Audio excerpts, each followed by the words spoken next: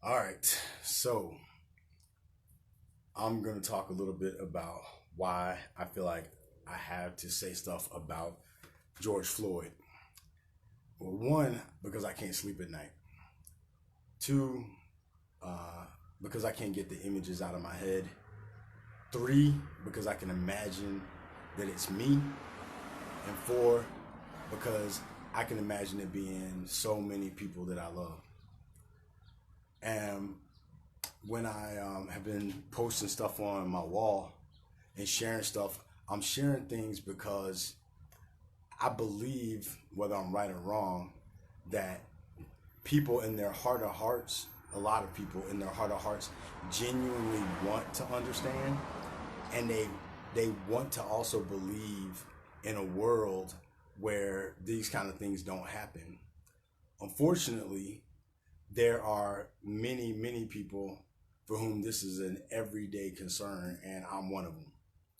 I have I try not to say it too much because I've learned over time that some people who are well-meaning um, feel, I guess, for lack of a better word, um, disempowered or powerless if I just tell them just what I'm thinking and what I feel. And so I've learned to just be able to hold it and to walk with it. But literally, it feels very often like I'm just walking around with a big boulder on my shoulder, and that's why I happen to live in a place called Boulder. Um, and I don't know how to not live with it, but I've chosen to live with it, and I've also chosen to live with the awareness because I spend a long time trying to overcome, like, if I see a police officer, like, not feeling my soul trying to leave my body and all these other feelings that I feel. And then one day I just said, man, you just got to live with this. Like if you had a broken leg when you were a child and you just have a limp. And so I just walk with that spiritual, emotional, and mental limp. But I don't think it's right.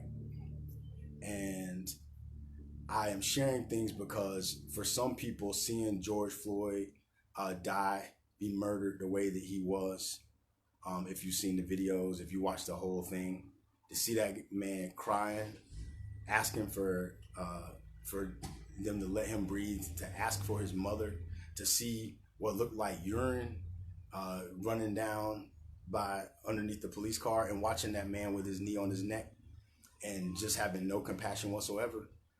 For a lot of people, they've been able to dismiss these things. Like if there was a person was shot, they're like, oh, it could be a quick reaction, or the officer was scared, or whatever the case may be. And I can imagine myself being scared, and so maybe I can understand. But when you watch it slow and systematic and deliberate and evil, and you see that, for a lot of the white people who are seeing that, who are watching it for the first time, they're thinking like, oh my God, is that what they're afraid of? And the answer is yes. If you haven't been, I have so many friends and in-laws and family members, whatever, who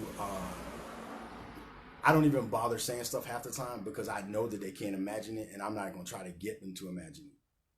But I can tell you, if I can tell you right now, if I hadn't been able to cultivate, I've had many encounters with police, and I told some people how a police officer told me, I'm about to say the word I don't even want to say, but I'm gonna say it anyway.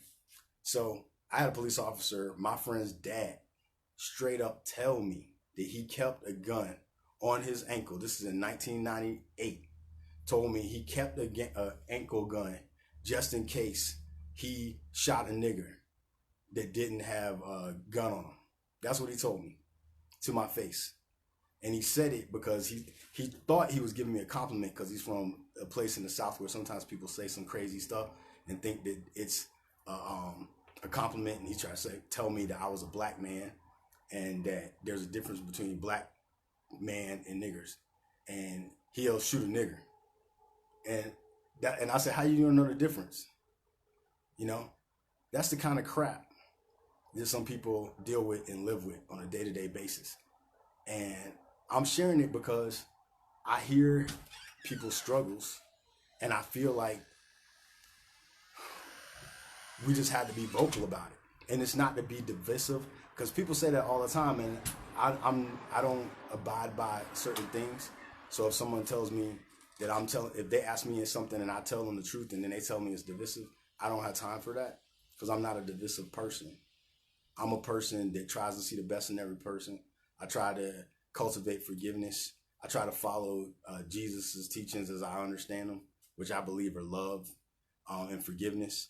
And at the same time, I'm not blind. At the same time, I'm not ignorant. At the same time, I have kids that look like me that I know the world that they're living in. And it can be different, but it's not going to be different if we stay in denial. This is an illness. America's had it from day one. Day one. And we have a problem. One of the problems, and I'm not going to say too much more about this, but one of the problems is we're addicted to cheap labor. We started this country on free labor, and we have no value for labor whatsoever. Our thing is we always try to figure out how can we pay the least amount of money for somebody's labor, and we devalue it. And we send it all over the world or wherever we can go or whatever we can do to try to avoid valuing people and their work.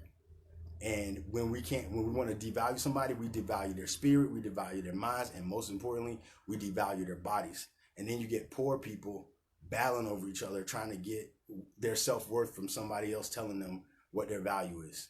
I'm going to tell you right now, the reason why I roll as a pastor and stuff like that is because I do believe that each and every human being, even the worst piece of person, is inherently of inestimable value, but they know not that they are.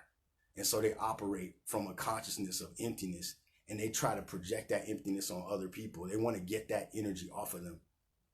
And so they put it on somebody else. So if you want to know what you can do, the first thing you can do is make contact with your own inestimable value, your own worth. The fact that you're here means that you are of inestimable value. Don't question it. Once you start to accept that about yourself, and you don't need anybody's permission to be equal, you don't need anybody's permission to say that you're worth love, none of that. Once you get that, then we do the same thing that we do on everything. We project. We always do that. We project our emptiness on people, but we also project our fullness on people. So get full of love and project that love out into your community and into your world. And then open your eyes to other people's stories. Listen to their stories. If they tell you what they're experiencing, don't tell them, well, it can't be that bad, because you're not living in their shoes. Listen to them. We've been talking about this for a long time, but it's time to listen, time to hear. And that's all I got right now. I'm half empty, more than half empty, mostly empty. My daughter's asking for a popsicle. I'm mostly empty, but I'm speaking out of that emptiness because I believe that there's a spiritual fullness that is just waiting for me. So I'm going to go spend some time with that spiritual fullness, and then I'm going to try to continue to project positivity and love out into the world. And that's my invitation to all of you guys. Say George Floyd's name. Watch the video. Don't be afraid. Don't be a coward. Don't be in denial. And if it makes you feel bad, it should make you feel bad because it's horrible. And then do something about it. Speak about it. Challenge it when your friends say some things. If you know it's garbage, say something. And that's it. I guess that's the last thing I'm going to say right now. So I love whoever's watching this and everybody else. So I'll talk to y'all soon. Peace.